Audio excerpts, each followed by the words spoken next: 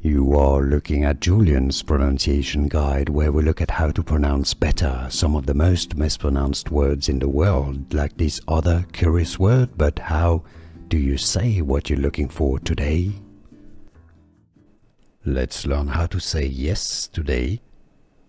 Or let's learn today how to say yes in Russian correctly. How do you say yes? You probably know that it's written D-A, and yes, the Russians say it as da, meaning yes. If you want to learn more Russian, stay tuned, I've got more videos for you.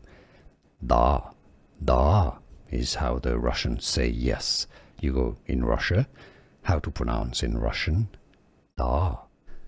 Here are more videos on how to pronounce more confusing words and names too many mispronounced. Like this video if you found it useful. I appreciate your support. I'll see you soon and thanks for watching.